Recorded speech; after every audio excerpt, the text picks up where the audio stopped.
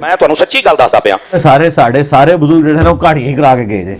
ਜਿੰਨੇ ਸਾਡੇ ਆ ਸੁੰਨੀ ਮੁੰਡੇ ਨੇ ਨਾ, ਸੁਣਾ ਕੇ ਸੁਣਨੀ ਟੁੰਨੀ, ਯਕੀਨ ਅੱਲਾਹ ਤੇ ਕਰੋ, ਇਹ ਪਤਾ ਨਹੀਂ 2-2 ਮਿੰਟ ਦਾ ਕਲਿੱਪ ਸੁਣ ਕੇ ਆਪਣੇ ਅਕੀਦੇ ਬਦਲ ਜਾਂਦੇ। ਪਹਿਲੋਂ ਛਤਰੋਲ ਤੇ ਤੁਹਾਡੀ ਹੋਣ वाली है। परेशान होने की कोई बात नहीं है, अहले हदीस सबसे ज्यादा परेशान है इसकी वजह से, ठीक है।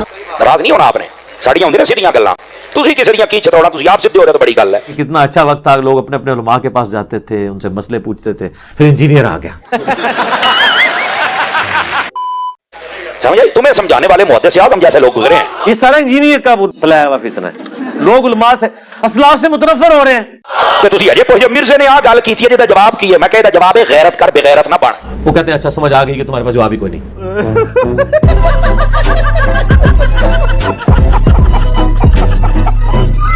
फिर सर वो इंजीनियर साहब तक पहुंचते हैं, फिर वो झूम के कहते हैं ना मैं वापी, ना मैं पापी, मैं वो मुस्लिम इल्मी किताबी। तुम्हें अपने बुजुर्गों पे यकीन ही कोई नहीं है। नहीं। समझ आ रही है? इहदिना सिरातल मुस्तकीम किस चीज का नाम है? और ये आयत पढ़ के अपने बाबों के नाम लेना शुरू कर देते हैं। ये बाबे तो जमे भी नहीं सन उस टाइम जब आयत नाज़िल हुई है।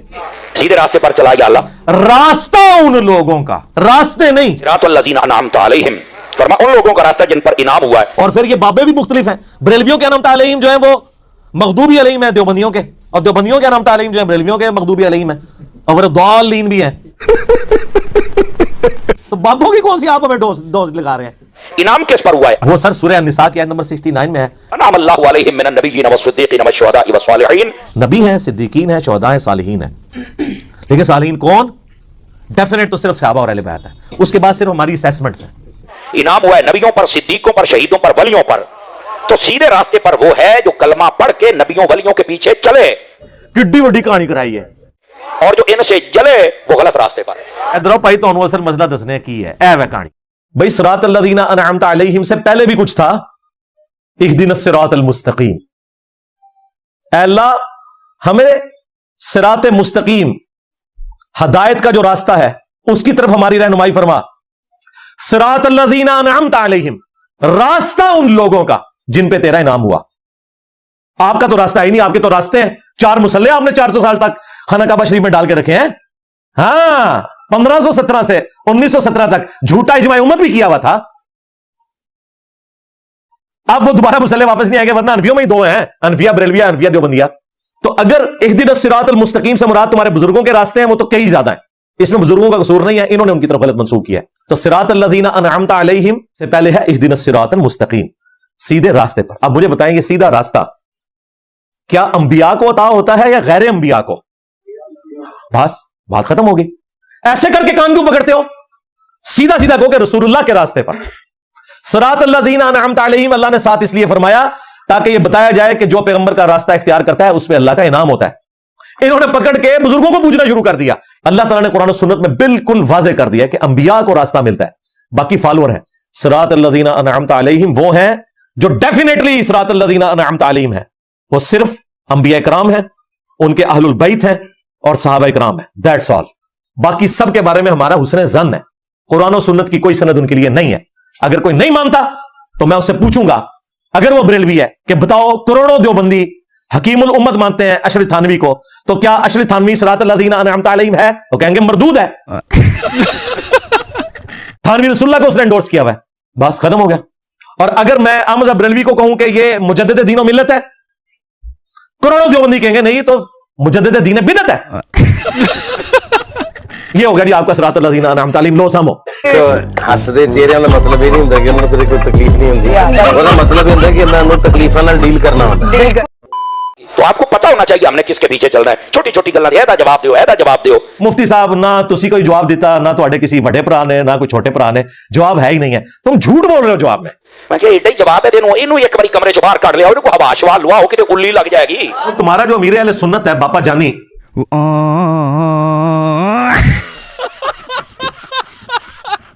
अमीर अहले सुन्नत 1996 में 28 साल पहले उस पर एक दफा कातिलाना हमला हुआ जिसमें उनके 2 साथी शहीद हुए।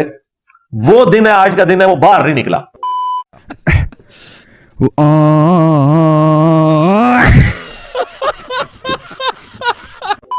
बल्कि अब तो वो आपने देखा अजीब सा जंगला बनाया हुआ है जिसके अंदर वो जैसे शेर फिर रहे होते हैं ना, शेर ही मैं कहता हूं, मदीने का कुत्ता नहीं कहता। हूँ तो मैं तो हूँ ही ना, मदीने का कुत्ता तो मैं मशहूर हूँ, सगे मदीना तो मेरा लक़ब है।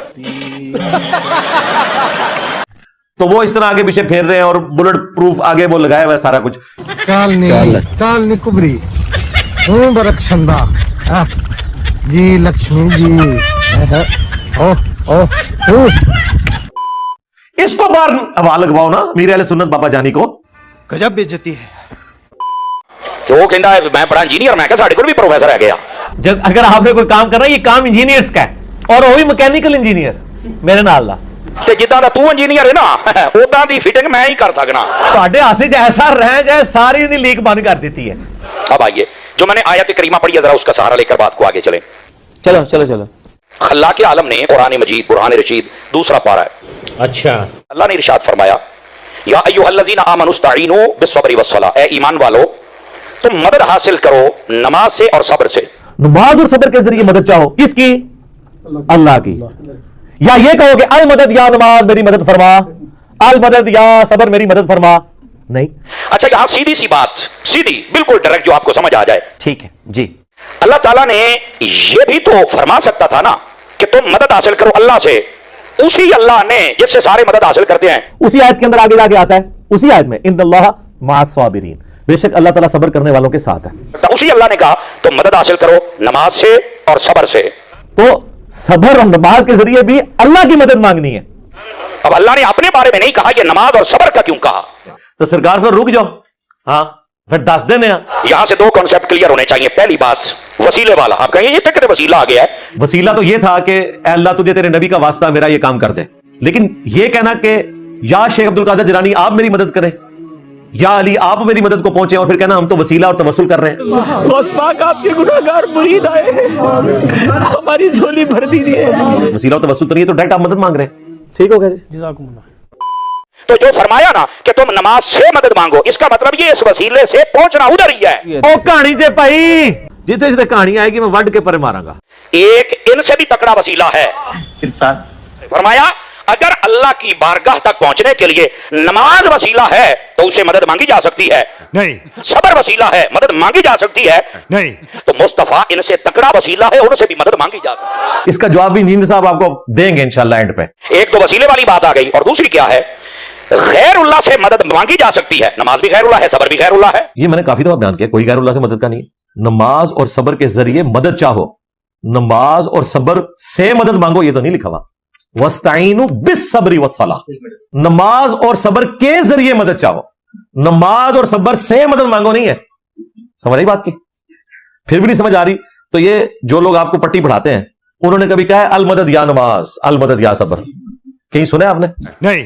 और यार जो मरे हुए बाबों को पुकार रहे हैं वो भी ये बेवकूफी नहीं करते, अल मदद या नमाज। और दूसरी बात इसके साथ लिखा है, जब ये आयत आई ना इस्ताईनु बिस्सब्रि वस्सलाह, साथ है इन्नल्लाह मअस साबिरीन, बेशक अल्लाह ताला साथ होता है सब्र करने वालों के, यानी जो सब्र करते हैं अल्लाह की मदद उनके लिए आ जाती है।